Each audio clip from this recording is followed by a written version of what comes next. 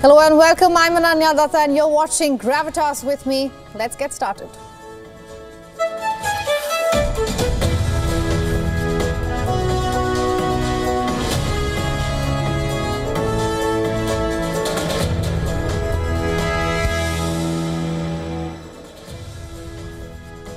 Our top story tonight comes from West Asia, where Israeli airstrikes in Beirut and across Lebanon have left a trail of devastation.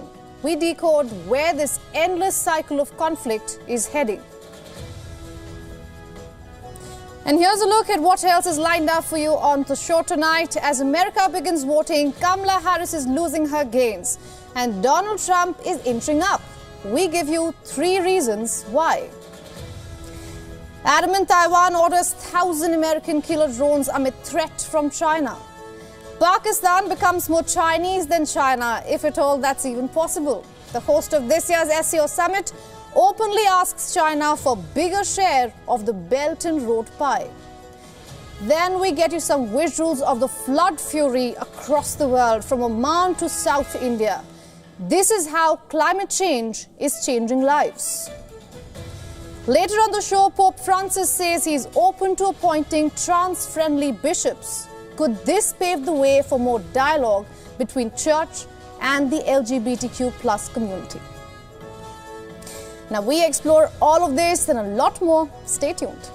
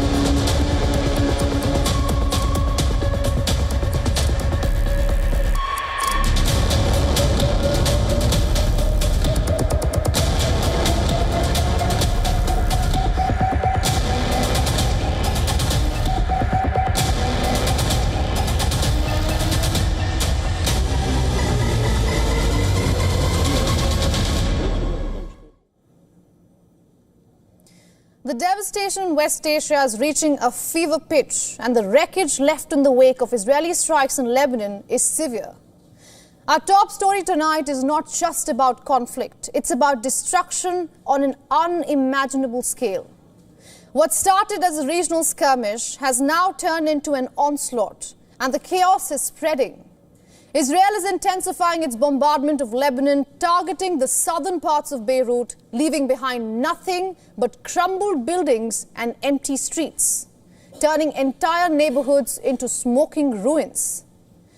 As we just showed you, the destruction is growing and the situation is deteriorating by the minute. You see, in the heart of Beirut, the densely populated area of Harat Harek was rocked by massive explosions.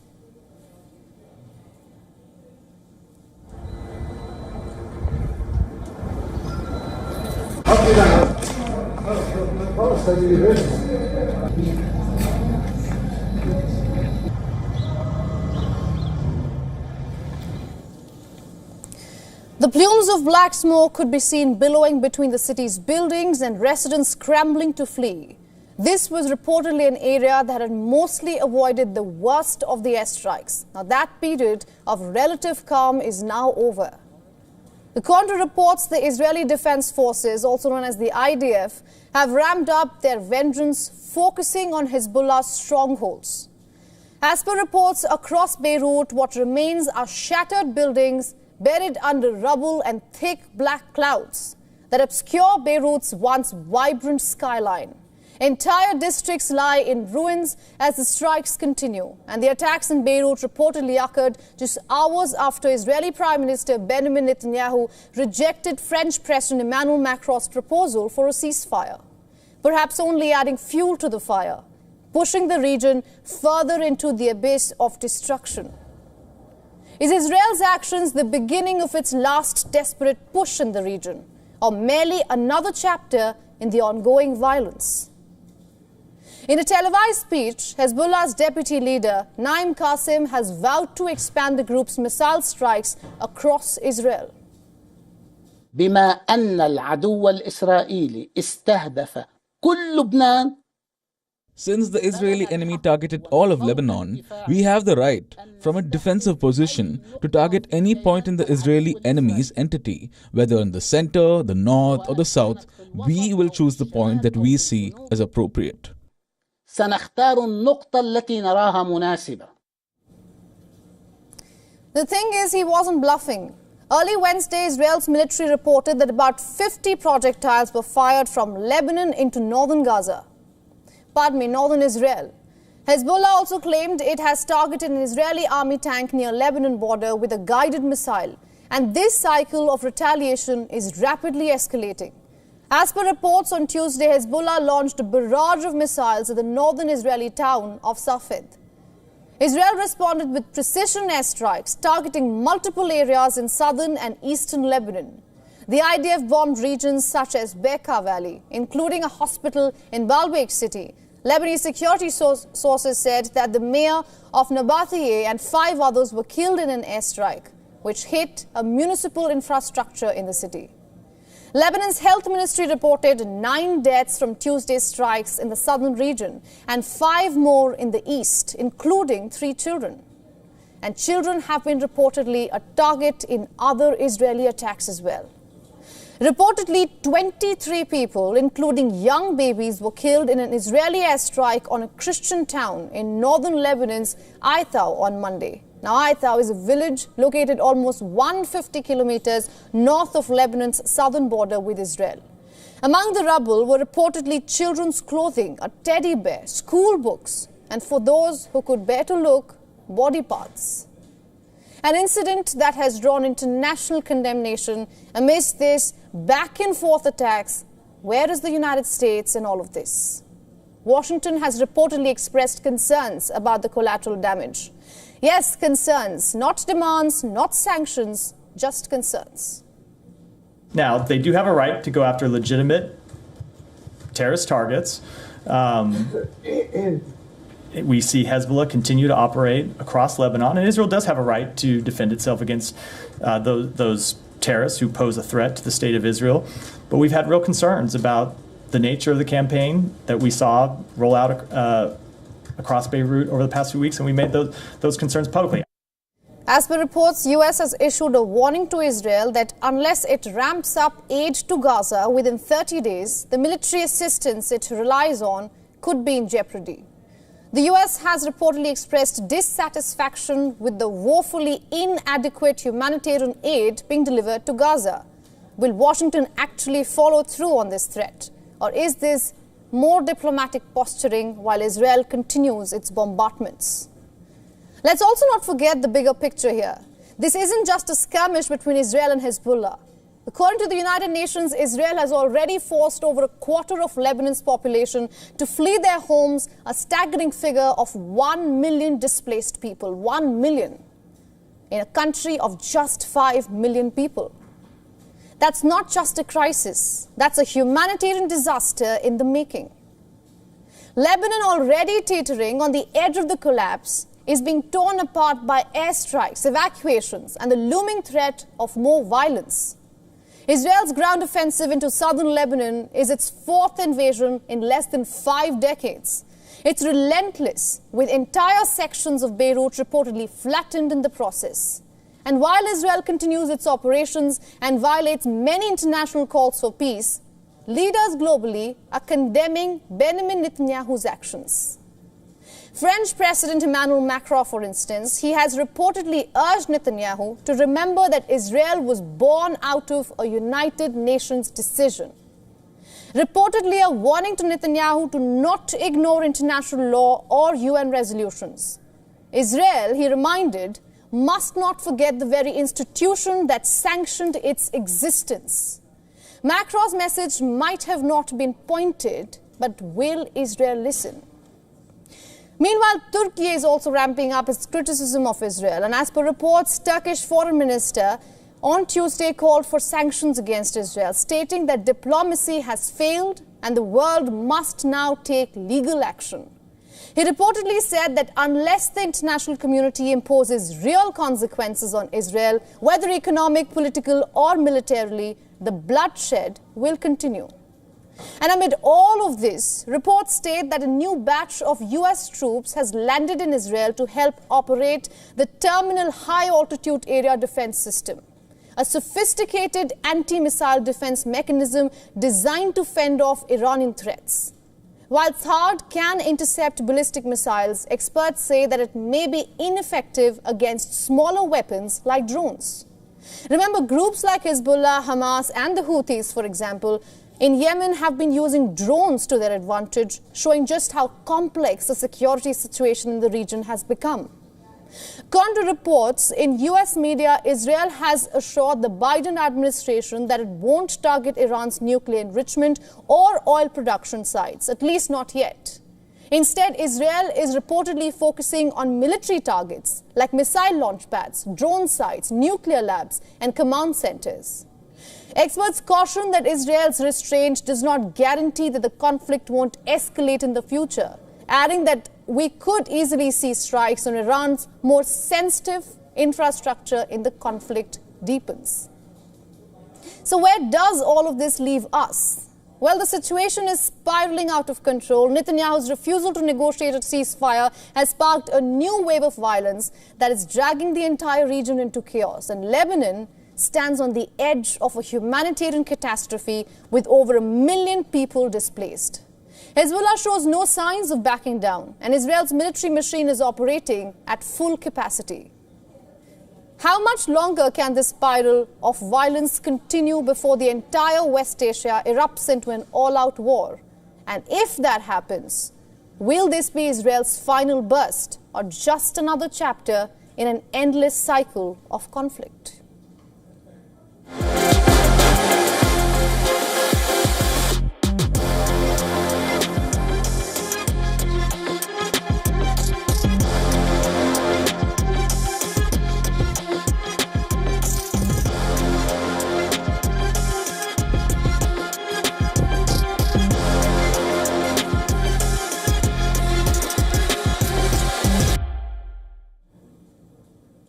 Let's shift to US politics now. We are 20 days away from the US presidential elections. Who sits in the White House depends on the Americans, but who will it affect? Well, the world. There is a lot to unpack from the campaign trail, so let me start with the numbers. The opinion polls are coming in from ABC Ipsos, which shows both the Democratic and Republican candidates in dead heat.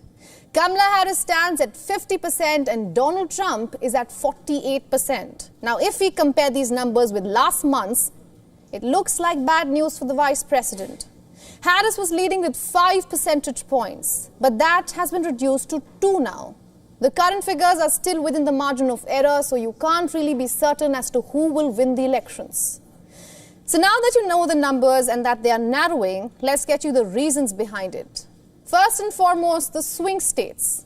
You see, elections in the US aren't decided on the national tally. They are calculated state by state, which ends up making a handful of states the kingmakers. And they are the swing states. While they change each year, there are 7 of them this time. They are on your screens right now: Arizona, Georgia, Michigan, Nevada, Pennsylvania, Wisconsin, and North Carolina. So how voters are reacting in these specific states is crucial. So much so that in the last election, 2/3 of the campaigns were held in just the swing states. And speaking of swing states, Trump was in Georgia and Harris in Michigan, both making their pitches. They did something to Biden that was amazing. They stole the election from him. I mean, I'm not a fan of Biden. Who could be? But they stole the election. They took it away like candy from a baby. And he's angry. And they're all angry. They're angry as hell. I think he likes me more than he likes her. Can you believe it? So understand, again, you talk about, because this brings back to exactly your point about threats to our democracy.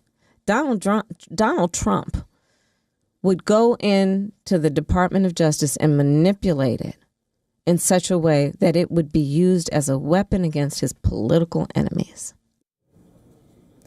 And the second reason is black voters. Harris has recently lost ground among black men. Remember, this was a key demographic that helped Joe Biden beat Donald Trump back in the 2020 race. So be it immigration or jobs or even campaign ads, interests of the black voters are being kept in mind. So much so that the only black president, Barack Obama, had to urge people to get out and vote. Get off your couch and vote.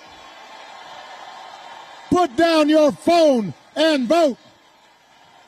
Grab your friends and family and vote. Vote for Kamala Harris as the next president of the United States.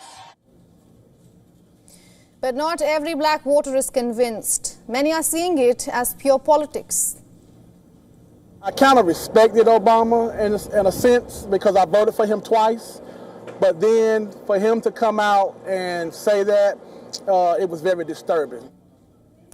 And the third reason is the green bucks, the funds. Harris's campaign team says that it has raised over $1 billion as of September end. She has managed to build her war chest in a much stronger position than her rival. As for the Republican Party, we are still awaiting the figures for September. But here is the good news. There is one man driving Trump's campaign. And it is none other than the world's richest man, Elon Musk. He has given around $75 million to the Republican camp just in the last 3 months. That is more than any other pro-Trump super PAC. So going back to where we started this story, the US election is less than 3 weeks away. 44 states and federal districts have started sending their ballots on mail, with 4 states beginning today. In-person voting will be on November 5th, and it seems like this one is going down the wire.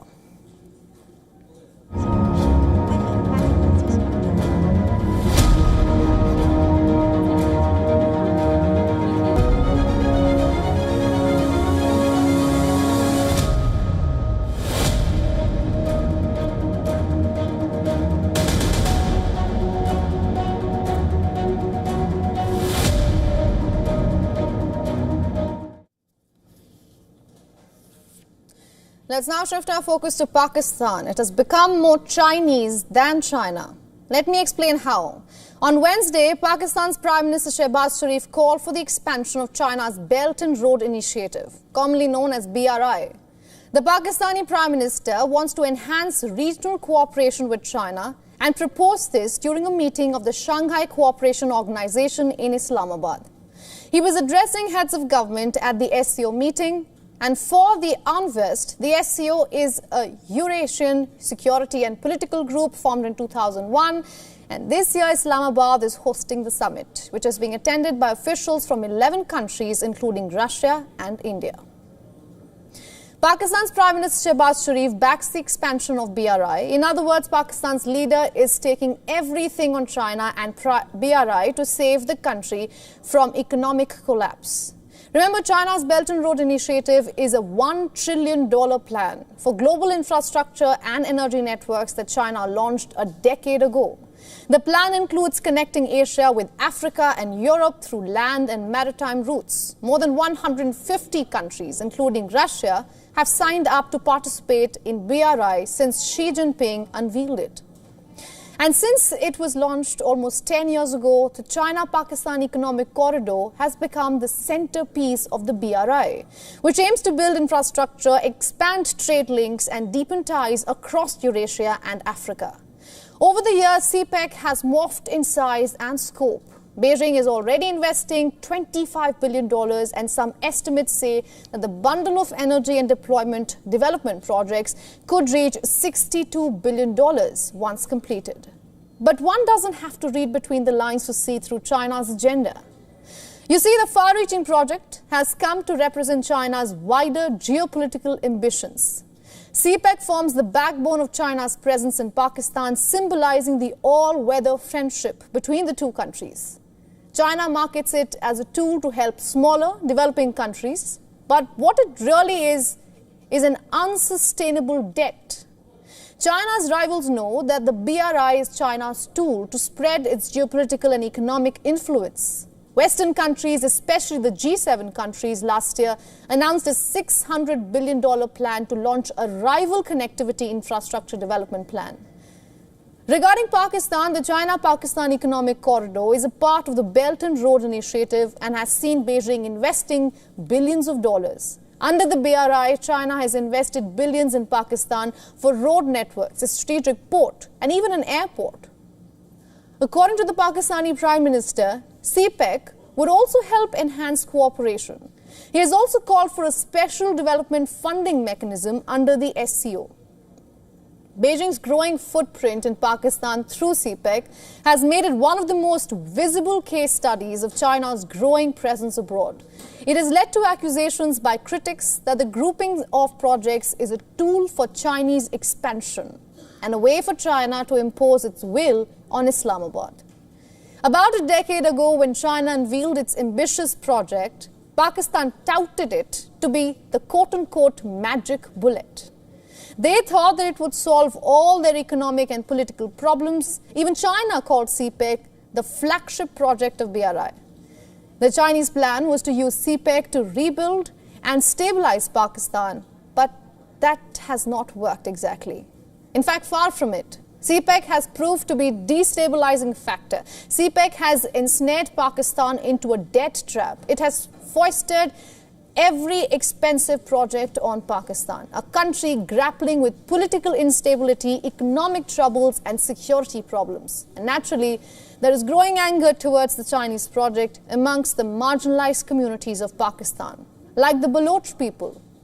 What's more, CPEC has also faltered. The corridor stretching from Gwadar to Balochistan to Khunjerabad Pass in Gilgit-Baltistan is facing significant challenges, and I am talking about ineffective execution, political instability, financial difficulties, and administrative lethargy. Specifically in Pakistan's Gilgit-Baltistan and Balochistan, security has become a major obstacle. The CPEC route from Gilgit to Gwadar is now the center stage of terror attacks. Militants attack Chinese-linked projects with an aim to prevent China from making full use of CPEC's potential. In Gilgit-Baltistan, the Taliban offshoot Tehreek-e-Taliban Pakistan, also known as the TTP, and other jihadist terror groups, including Islamic State Khorasan, have regularly targeted Pakistani forces and Chinese interests, and this is how they staged their protest against the Pakistani establishment. Meanwhile, in Balochistan, the situation is even worse for the Chinese. If attacks on Pakistani security forces has become the new normal, targeting Chinese projects and nationals are a regular feature. These attacks are a huge reason why almost all big-ticket CPEC projects are languishing in Pakistan. The Gwadar port, which is a crucial part of CPEC, has not seen the anticipated growth. In fact, there is zero commercial activity at the port. The Pakistani government is now mandating that 50% of all government department bulk imports must go through Gwadar, a move aimed at boosting the traffic at Gwadar port. And due to security concerns, Gwadar has become inaccessible to the local Baloch community. And so local resentment towards the Chinese and their Pakistani counterparts is high. It's because the promises made to the local people have not been fulfilled. For the local Baloch citizens, the Chinese are new colonists. They say that Beijing and Islamabad are exploiting their resources. They say that because of them, the Baloch get no real benefits. For China too, CPEC has become a huge dilemma. Instead of being a game changer that it was meant to be, it has become a damp squib. And so while Pakistan remains strategically relevant for China, it is becoming an economic drain for China. For Beijing, losing money in Pakistan is one thing, but losing Chinese lives is just unacceptable. Now Beijing is asking its ally to deliver on its promises and ensure safety of its nationals, a message that is now being delivered quite publicly to Pakistan by Chinese officials. Beijing has made it very clear to China that any investment in contingent not only on security conditions improving, but also political stability. Looking at the current situation in Pakistan, that's a tall ask. Can Islamabad secure its house first before asking for more Chinese money? we wouldn't bet on it. All right, now, Ukrainian President Volodymyr Zelensky has unveiled his ambitious victory plan, urging allies to take immediate action to end the war by 2025. Moscow has responded with a grim warning.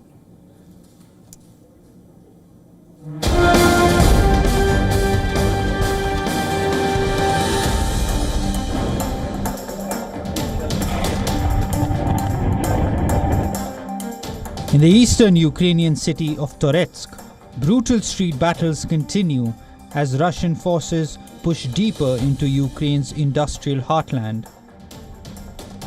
Russian troops relentlessly advance, pounding the city with artillery and drone strikes that leave buildings smoldering and whole neighborhoods in ruins. Each day, Moscow's forces capture more ground, threatening to sever critical supply lines essential to Ukraine's defense in the region. Ukrainian forces continue to fight back. These images released by Kyiv shows Atakam's cluster missile hitting a training ground in the Zaporizhia region, where Russian servicemen were undergoing training. In a desperate bid to turn the tide of war, Zelensky presents his 5-point plan to the Ukrainian parliament, calling for urgent action from Western allies. If we don't step up now, Putin will have time to step up next year and put an end to diplomacy forever. Russia must lose the war against Ukraine, and this is not by freezing, and this is not a trade in Ukraine's territory or sovereignty. The plan's far-fetched demands include an unconditional invitation for Ukraine to join NATO immediately and increased weapon support, particularly long-range weaponry currently restricted by Western powers. These requests come as Ukraine's military finds itself increasingly on the back foot, struggling to repel Russia's relentless advance in the eastern Donetsk region. Moscow, reacting swiftly to Zelensky's ambitious plan, warns that such moves could lead to direct confrontation between NATO and Russia. Kremlin officials caution that the strategy risks escalating the conflict far beyond Ukraine's borders, in a chilling reminder of the stakes.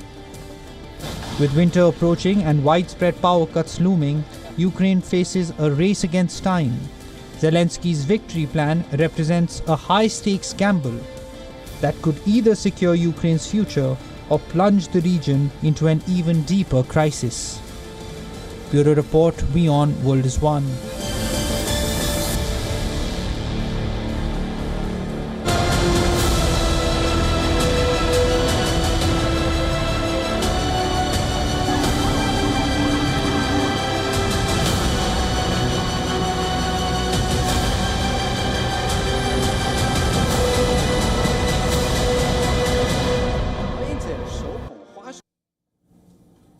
We now shift our attention to South Asia, where Taiwan is reportedly making a new move to fortify its defenses.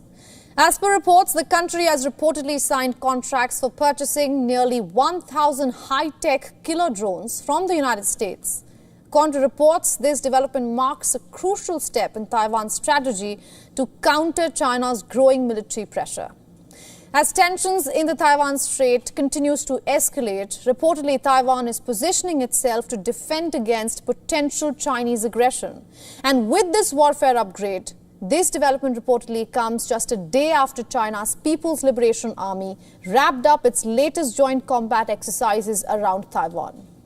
This military show of force from Beijing was reportedly a direct response to Taiwan's President Lai Ching-te's pro-independence stance during his speech last week on Taiwan's National Day, where he vowed to resist annexation amid the constant Chinese threats, a move that reportedly infuriated the Chinese government. Now, China soon after condemned the Taiwanese president's speech, stating that he is hell-bent on independence and is trying to peddle the fantasy of Taiwanese independence. Now let's break down what Taiwan is getting in this reportedly $164 million deal. According to reports, Taiwan is acquiring two types of suicide drones. First, there's the Switchblade 300. Taiwan is reportedly acquiring 685 of them. And these drones are designed for precision strikes on personnel. They can reportedly cover 30 kilometers, remain airborne for over 20 minutes, and they have reportedly been effective in Ukraine's defense against Russian forces. Now, these drones are expected to start rolling into Taiwan by the end of November 2029. Then there's the larger Altius 600M with 291 units on the way. These drones are capable of hovering for nearly 4 hours and reportedly cover a range of around 440 kilometers. They're built for anti-armor operations and are expected to be delivered by the end of 2027. Furthermore, it can be launched from land, sea or air, making it a critical asset in Taiwan's evolving defense strategy. According to reports, Taiwan's defense ministry has said that these drones will significantly boost their precision strike capabilities in addition to precision missiles and domestically produced drones. Strategically, Taiwan will deploy these drones reportedly in key locations in the north, Taichung in central Taiwan, Kaohsiung in the south, and also Hualien in the east. And as per reports, this will ensure comprehensive coverage and a faster response time in the event of a military incursion. As per reports, the US approved the sales of these drones back in June as part of its long-standing policy to support Taiwan's self-defense. The development comes amid a time when China has reportedly ramped up its military activities near Taiwan, and as per reports, in the first 9 days of this month, nearly 100 Chinese military units, including both aircrafts and naval vessels, ventured close to Taiwan. Reportedly part of China's sustained campaign of intimidation as China's actions grow more aggressive by the day. Now, only time will tell whether the new drones will help Taiwan defend against its potential threats. Regardless, one thing is clear: the situation across the Taiwanese Strait remains tense.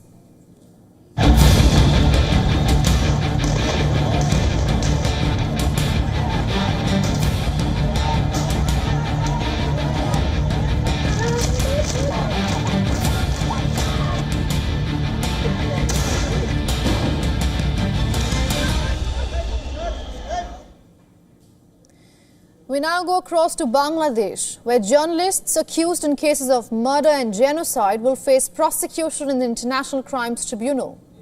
These journalists are implicated in crimes against humanity related to the anti-discrimination student movement. Bangladesh law advisor Asif Nazrul has said that the prosecution team of the ICT will bring the journalists to trial and take steps following the due process. Speaking after inspecting the renovation of the ICT building, Nazrul clarified that this is not a job of the ministry, but he assured that guilty journalists will be prosecuted, but also promised that it will be fair.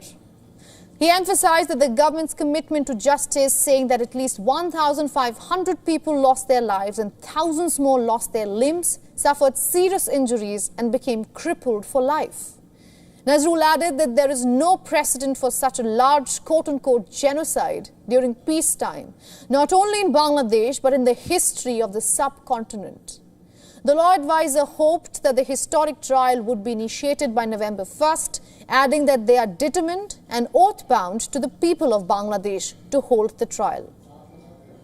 ICT Chief Prosecutor Advocate has confirmed on Thursday that a bench of 3 judges will commence trial proceedings at the tribunal. Now, our next story is about floods wreaking havoc in India and across the world. As northeast monsoons lash parts of southern India, several parts of cities like Chennai, Bengaluru are submerged as torrential downpour shows no signs of abating. From across the world, heavy rains have swept parts of Oman and adverse weather conditions have been forecast across parts. Back in April, floods in Oman had killed at least 18. In early October, floods had also affected Bosnia as well as West and Central Africa, killing hundreds and displacing hundreds and thousands. Is it climate change at its worst? Our next report answers the question.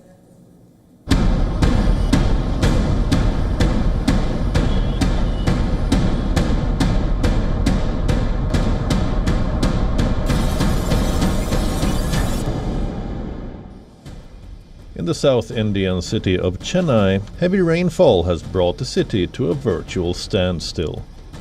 The Tamil Nadu state government declared a public holiday for Wednesday in view of the floods. Schools were ordered to be shut for the day as rain flooded the streets of the city with knee-deep waters. Road transportation has been rattled due to these rains. The government is unable to provide a permanent solution to this problem. They only remember work during the monsoon. The police are only helping us out here. The downpour was triggered by a low-pressure area over the Bay of Bengal.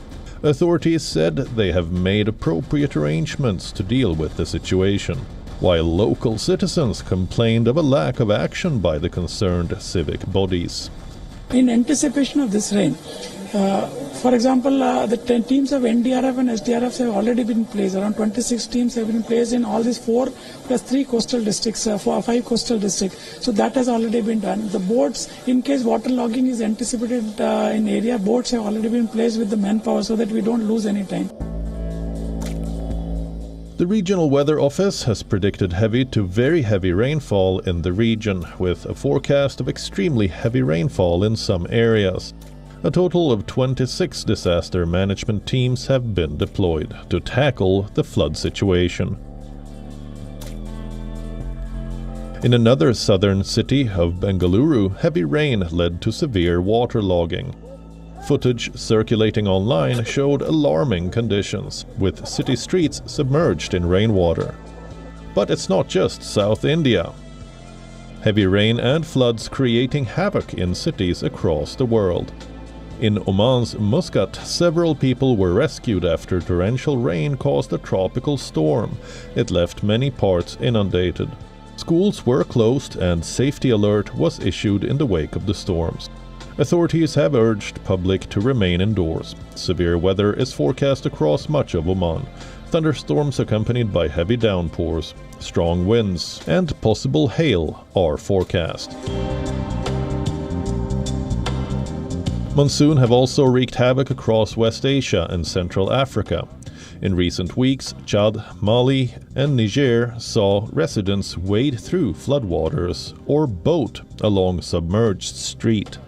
Some 6.6 million people are affected by West and Central Africa's monsoon. Its annual trail of destruction has become all too familiar in this part of the world. This season, though, torrential rains in some Sahel countries on the fringes of the Sahara have burst dams, flooded desert towns, and killed over 1,460 people. The monsoon has only exacerbated the many humanitarian crises gripping one of the world's poorest regions. We're at a critical moment, I'd say. And I think the West Africa and Central Africa case exemplifies that, because the forecasts were there. The forecast data indicated enhanced rainfall is very likely. Floods are the most common and costliest disaster for Africa, and these costs are rising. The continent's disaster-linked economic loss, many due to floods, storms and drought, has jumped 52% in 2010 to 19. It's really complicated for us. We don't know what to do. We are forced to move, to find shelter somewhere. We have become climate refugees. I have become a climate refugee, and we are struggling with it. If only the authorities could find a solution in advance, so that every year it wasn't just water and floods. This year it has gone beyond the usual. It has exceeded expectations. But we are holding on. We are in it. Don't forget, we are here. Worse is forecast for the conflict-torn and flood-insecure Sahel. The region is increasingly threatened by floods due to changes in natural climate patterns, greater rainfall intensity, poor urban planning, and other causes. If you monitor the West African monsoon system, you will notice that over the past 15 years or so, the West African monsoon system has been extremely active. That means that we have had torrential rainfall surpluses almost every year happening in West Africa during the summer season, especially between July and September. Some of these events are foreseeable. Climate experts say that global warming has increased the frequency and intensity of rain. They say that West Africa is already in a natural, decades-long period of wetter monsoons. Ahead of this rainy season, forecasters were predicting heavier than usual rainfall in certain areas, yet millions were caught off guard. Deadly rainfall and floods have unleashed its fury around the world. On Tuesday, hundreds of people gathered in Bosnia's southern town of Jablanica. They were attending the funeral prayers of 19 villagers who died in flash floods and landslides, which swept through central and southern Bosnia. They converged around caskets covered in traditional Islamic cloth. At least 26 people died when floods which wiped out villages across Bosnia and Herzegovina. This is a very hard day. One cannot prepare for it, to be strong for it, to search for strength, to go through it. This first scene I saw here simply crushed me. It is hard to be here today in any capacity. I am here today in the capacity of Imam of Donja Jablanica congregation, but above all in the capacity of a neighbor of these people, the people with whom, after all, I shared the same destiny, for whatever happened that night also happened to me and my family, and to these victims who unfortunately were not lucky enough to save their lives. They did have neither an opportunity nor time to save themselves from torrential waters. World over, extreme climate conditions has resulted in devastating floods and landslides. Natural disasters have claimed thousands of lives. In early October, death toll from rain-induced floods crossed 217 in Nepal. Before that, in September, at least 226 people killed from Typhoon Yagi in Myanmar. In May, at least 41 were killed in western Indonesia from flash floods, and there are much more. It is proof that climate crisis is real. Evidently, authorities around the world aren't nearly prepared. Is this the wake-up call we need?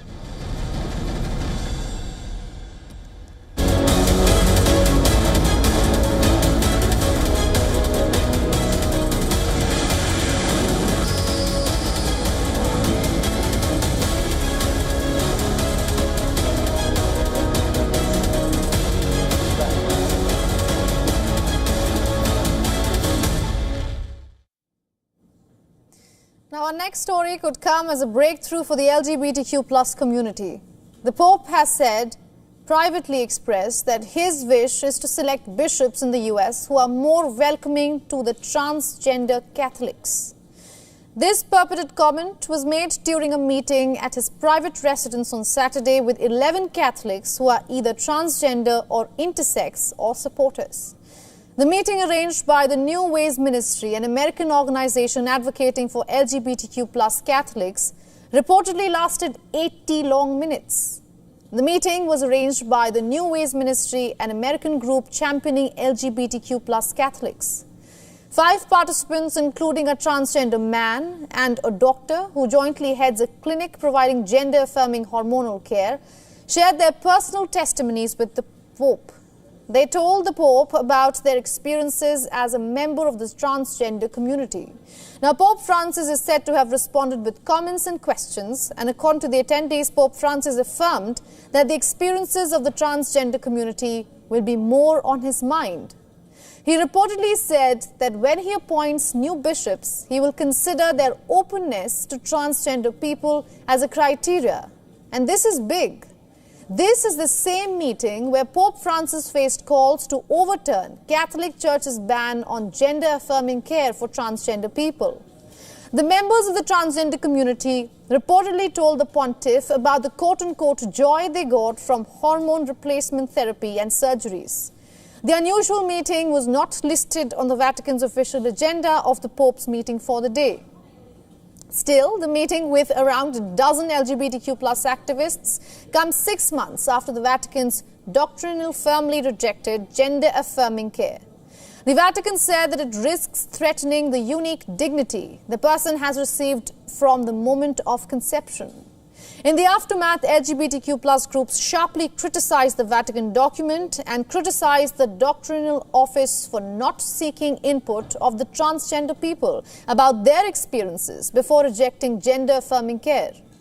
Now, Pope Francis has been credited with leading the Catholic Church into taking a more welcoming approach towards the LGBTQ plus community. He has allowed priests to bless same-sex couples on a case-by-case basis. But earlier this year, he also used a highly derogatory Italian term about LGBTQ plus people, for which the Vatican apologized on his behalf. Well, now it seems that the Vatican is listening to the community. The Saturday meeting indicates the Church's progress and also openness to modernization. Will this lead to more inclusive Vatican policies in the future? That only time will tell.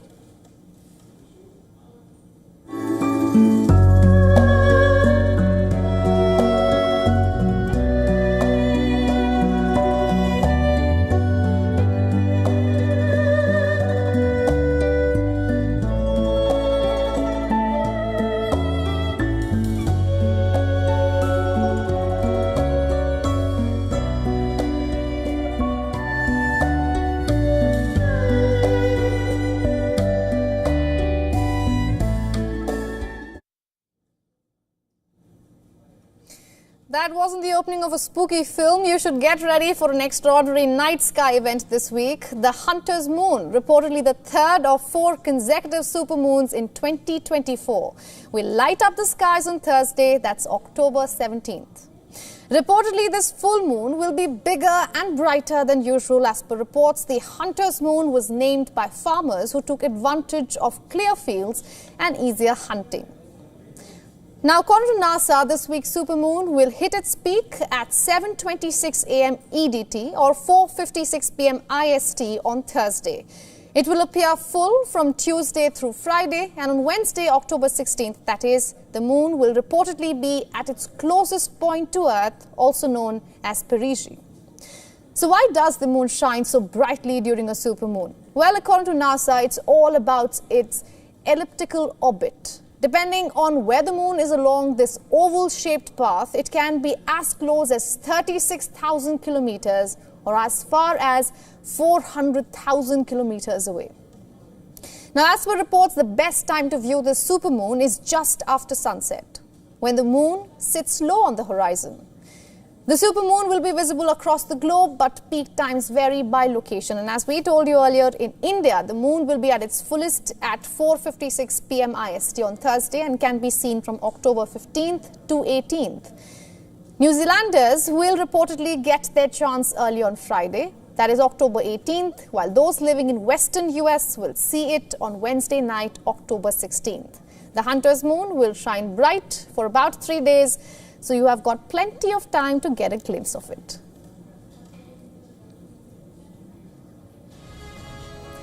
And with that, we are wrapping up this edition of Gravitas. Thanks for watching with me, Ananya Datta. Goodbye.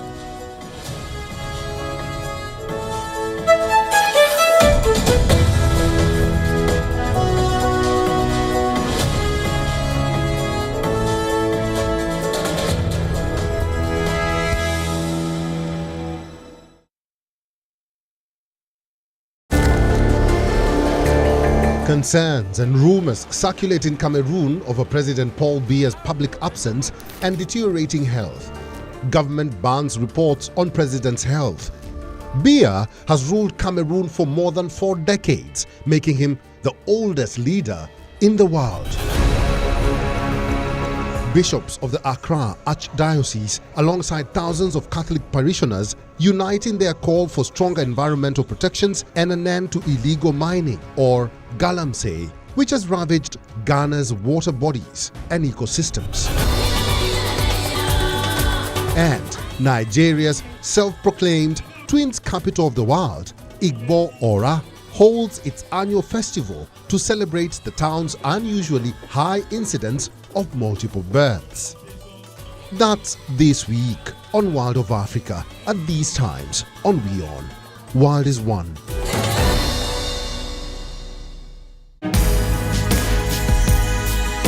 WION brings you a special business talk show where we bring forth the stories of business leaders. From breakthrough technologies to visionary leadership, we will unlock the trends, the tactics, and dive into the minds of the industry's most influential leaders. WION brings you this special series to uncover what drives them in a candid talk show, WION Business Masters.